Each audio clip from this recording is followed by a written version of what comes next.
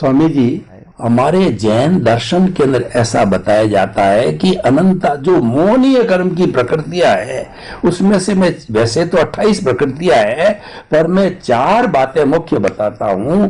अनंतानुबंधी, अप्रत्याख्यानी, प्रत्याख्यानी और संजलन।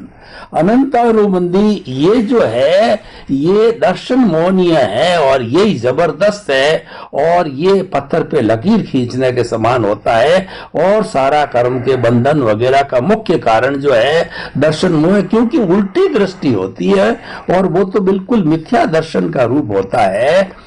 क्योंकि मैंने जब गहराई से अध्ययन किया तो मालूम पड़ा कि अनंतानुबंधी पे चोट की गई, हालांकि बाद में कर्म बंधन के जैसा आप चार्जिंग की बात करते हैं तो वो बचते हैं। अप्रत्याख्यानी, प्रत्याख्यानी, संजलीन, उनकी ताकत इतनी ज्यादा नहीं है, वो सामान्य है, तो उनका बंध भी होता है। तो हम ये आपसे अध्यात्म विज्ञान की दृष्टि से स्पष्टीकरण चाहते हैं कि वास्तव में थोड़े से समय के अंदर किस तरीके से हमारी दृष्टि को बदल दिया जाता है और हमारे जो ऐसा भस्मीभूत कर दिया जाता है कि आगे कर्मों का नया बंध न हो। कृपया इसको थोड़ा पूरा खुलासा करके बताइए आपके अध्यात्म विज्ञान की दृष्टि से। अक्रम विज्ञान जिस प्रकार से ज्ञानी पुरुष जो राजा भगवान के नाम से प्रचलित हुए, उनके माध्यम से, उनके अनुभव से लोगों को ज्ञान दीक्षा का प्रयोग उन्होंने चालू किया। हालांकि पहले तो वो जितने भी बिगिनिंग में लोगों को ज्ञान दिया उसमें तो ऐसी प्रक्रिया नहीं थी, न कोई ज्ञान विधि थी, न कोई आज्ञा थी और न कोई सत्साधन। जो तीनों मैंने बताया अगले एपिसोड में, तीनों में से कुछ भी नहीं था। सिर्फ एक ही बात थी कि मैं मन वचन काया से मुक्त ऐसा शुद्ध आत्मा हूँ। वो 5 बार बुलाते थे और सर पे हाथ रखते थे और बोला एक चीज से बोलो आप।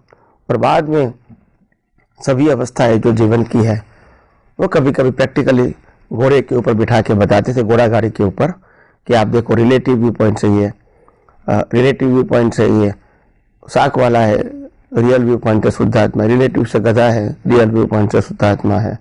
तो ऐसे वो प्रैक्टिकल बताते थे रिलेटिव रियल का। और तीसरी बात, ये जो कुछ भी हो रहा है व्यवस्थित है, यानी अपने कर्मों के फलस्वरूप है। यही तक उनका विज्ञान बिगिनिंग में सीमित था और कोई ज्यादा बताने की, सोचने की आवश्यकता नहीं थी। फिर इनमें से ही गहराई में जाने का था। मगर फिर बाद में जो ज्ञान विधि की एक परंपरा बनी, 1 घंटे की ज्ञान विधि देने की, फिर आज्ञा समझाने की, फिर आज्ञा को पालन करने की, फिर सत्साधन के रूप में बताने की बात आई और हमको करने की बात आई।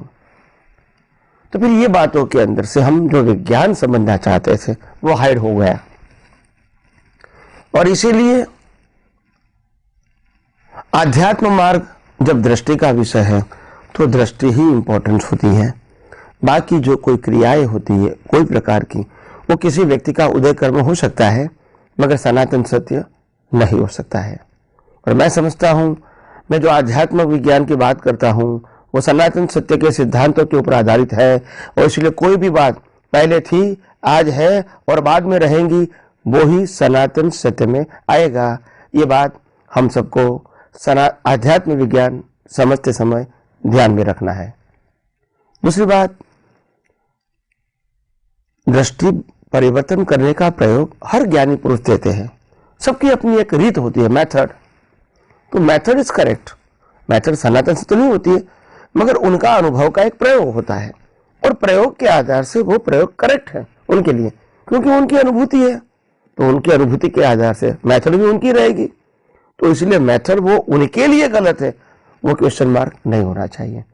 मगर अनुभूति को एप्लीकेशन के फॉर्म में लोगों को देना, वो मेथड सनातन सत्य नहीं हो सकती है। हर अनुभवी ज्ञानी की अलग अलग हो सकती है, मगर एक ही मैसेज है, दृष्टि परिवर्तन होना चाहिए। भगवान महावीर भी जब ज्ञान दीक्षा देते थे तब वो क्या करते थे? कोई क्रिया करवाते थे? नहीं। कोई सत्साधन देते थे?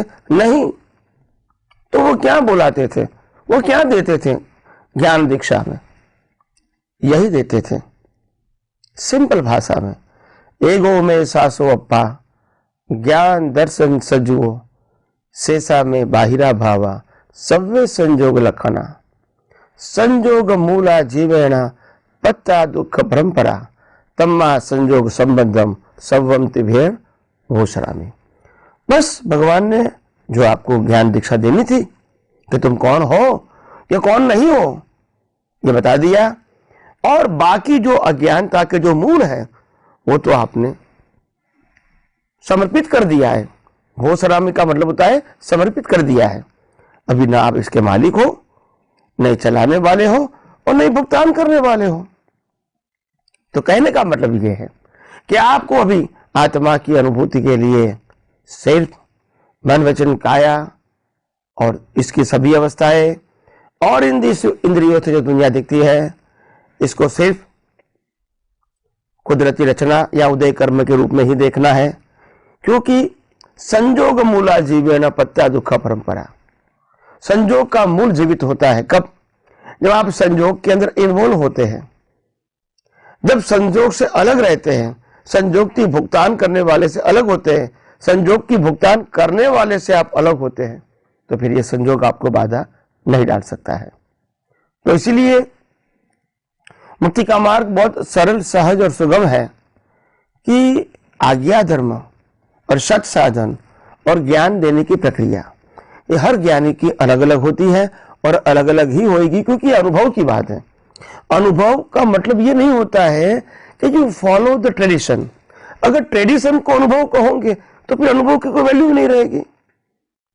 ऋषभदेव से लेकर महावीर तक जो जो ज्ञान अनुभव किया, लोगों को दिया, सबकी मेथड एक नहीं थी, सबकी भाषा एक नहीं थी, प्रिंसिपल एक था, मगर प्रेजेंटेशन सबका अपने अनुभव प्रमाण से था।